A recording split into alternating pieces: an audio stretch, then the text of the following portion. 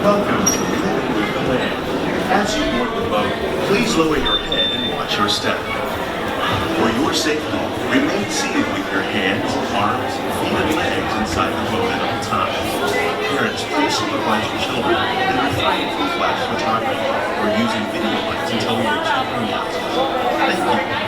Now, sit back, relax, and enjoy living with the land. Por su seguridad, permanezca sentado con sus manos y brazos, pies y piernas dentro del barco y cuida a los pequeñitos. A manera de recordatorio, no tomar fotos con flash y luz de video antes de llegar a la inalidad.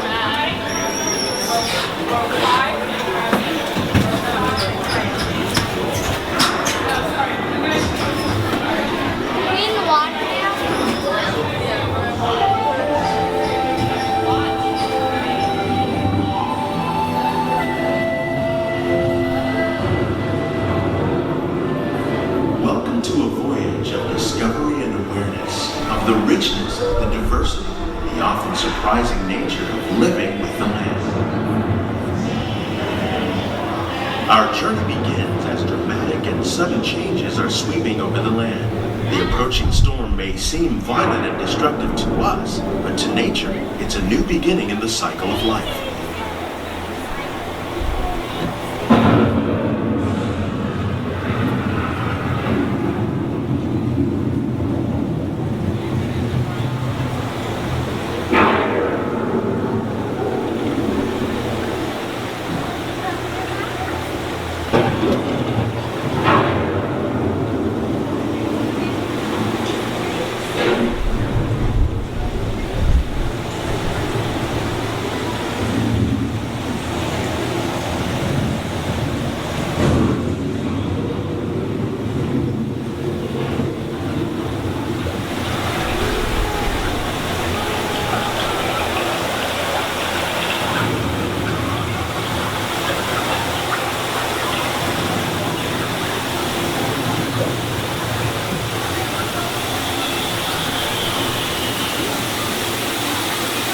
One of those living systems is the rainforest, home to the most amazing concentration of rain on our planet.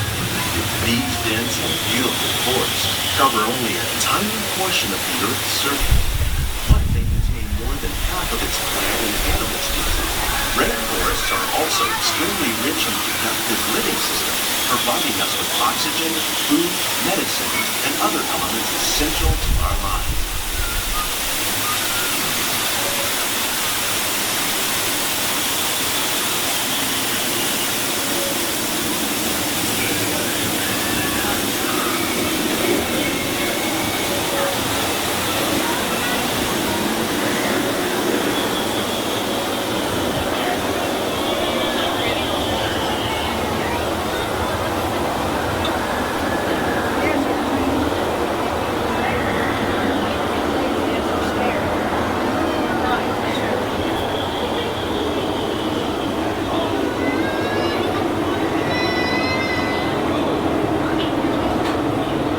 The American prairie once appeared as desolate as the desert, but over time, rainwater and nutrients gradually penetrated the hard surface of this land. Even the hooves of the mighty buffalo helped create the rich soil that would one day become home to the American farm.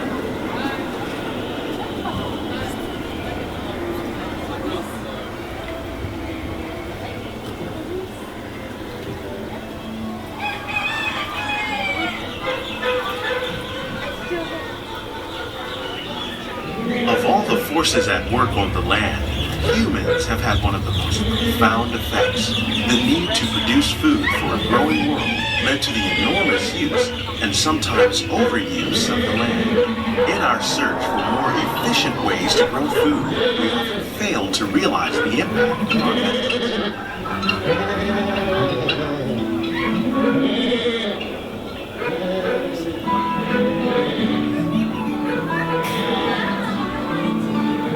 Today, we're learning to live with the land, discovering better ways to grow food that will assure both human and environmental well-being.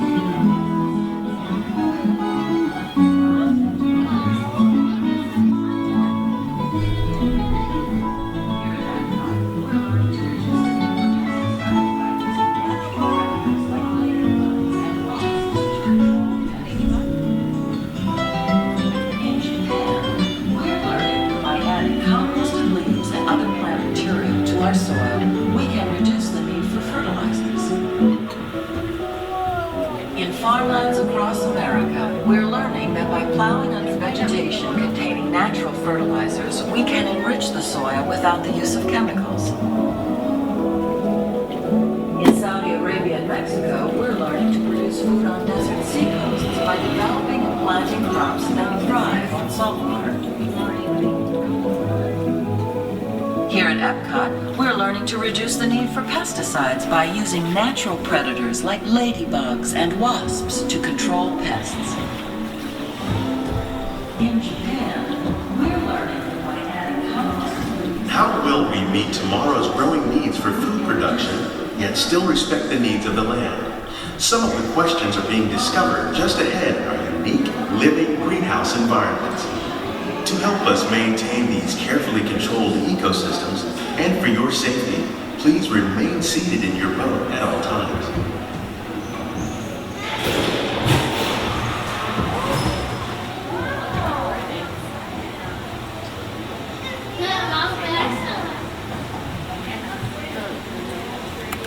In these living laboratories, scientists from Epcot, the U.S. Department of Agriculture, and Nestle are exploring innovative ways to produce bountiful harvests now and into the future. The tropics are home to the greatest diversity of plants on the planet. Many of these, like bananas, cacao, coffee, and rice, are well known around the world.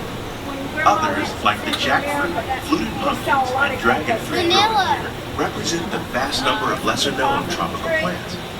Many of these are exceptionally high in vitamins and nutrients. Others are well adapted to growing in less than ideal conditions. The fluted pumpkin, with its edible seeds and leaves, thrives in the poorest soil conditions of Africa, making it a potential staple for millions of people. The unique-looking dragon fruit is actually a member of the cactus family.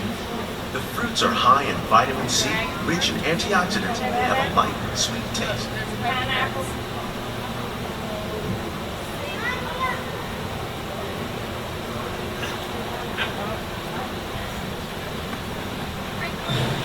As we learn more about these plants, we discover new ways they can help us meet our food needs. One day, some of these may be as popular as the bananas growing on both sides of the boat. More than 28 million tons of bananas are eaten annually, making it the most popular fruit in the world.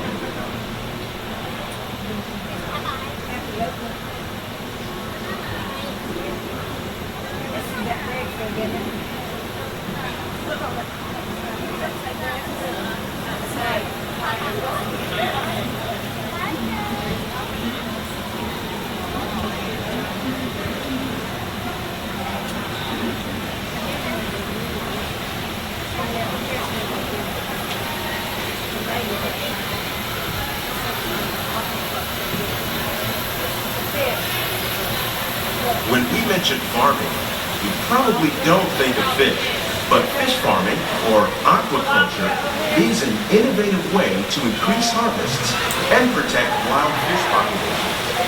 Tilapia, bass, and catfish are three popular crops raised by fish farmers around the world. In Asia, tilapia are often raised in rice paddies where the fish waste provides nutrients for the rice. This integrated growing system improves yields and reduces pollution. The American alligators on your right were once an endangered species. Raising alligators on farms has played an important role in decreasing pressures on wild populations. Nearly 30% of all fish consumed worldwide is raised on farms, making aquaculture an important part of our efforts to produce a bountiful harvest. Here at the land, we grow about 6,500 pounds of fish each year, many of which are featured in restaurants here at Epcot.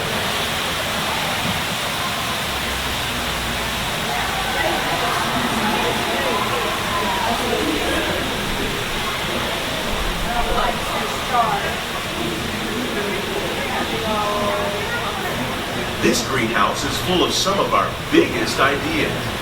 Giant pumpkins and winter melons are certainly impressive, but their real importance far exceeds their record-setting size. These supersized crops represent the best efforts of scientists and farmers to improve plant yields. Years of careful selection and crossbreeding results in plants that produce more food, are more resistant to pests, and can even grow in marginal climates. And it doesn't hurt that one 9-pound lemon will make about a gallon of lemonade on a hot summer day.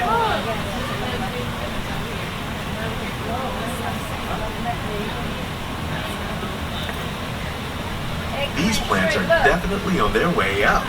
Vertical growing systems like ours increases airflow through the leaves, which helps to reduce disease. Diseases and pests are two of the biggest challenges faced by farmers around the world. Innovative growing techniques are just one way to fight these problems. Using beneficial insects to manage pest problems is another technique we're using. We're also growing plants using our novel nutrient film system. By recycling water and nutrients, the system can save farmers money and help protect the environment.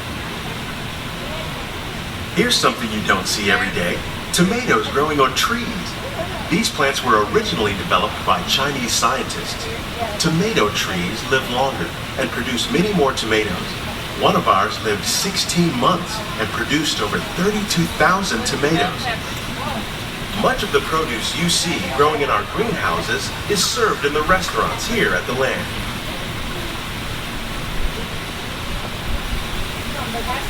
Cinderella pumpkin. Cinderella pumpkin. Cinderella pumpkin.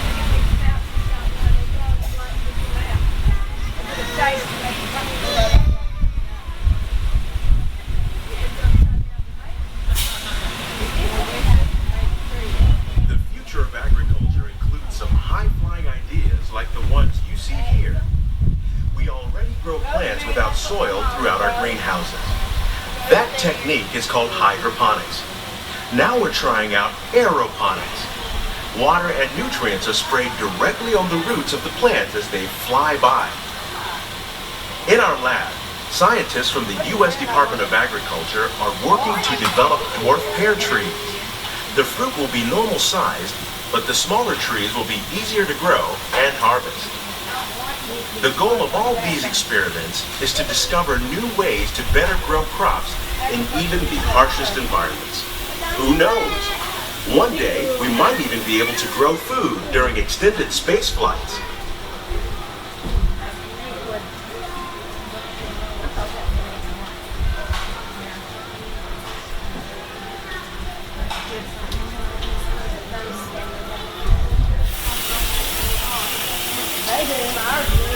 These greenhouses represent just a tiny fraction of the work being done worldwide to produce bountiful harvests for our growing population.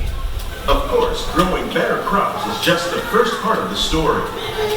Once harvested, these crops need to be handled with care on their journey from the field to your table. Around the globe, scientists from Nestle are dedicated to improving the quality and taste of the foods that the world enjoys and relies on. Working together, we can continue to find innovative ways to increase food production and protect our precious natural environment. Only then will we truly be living with the land.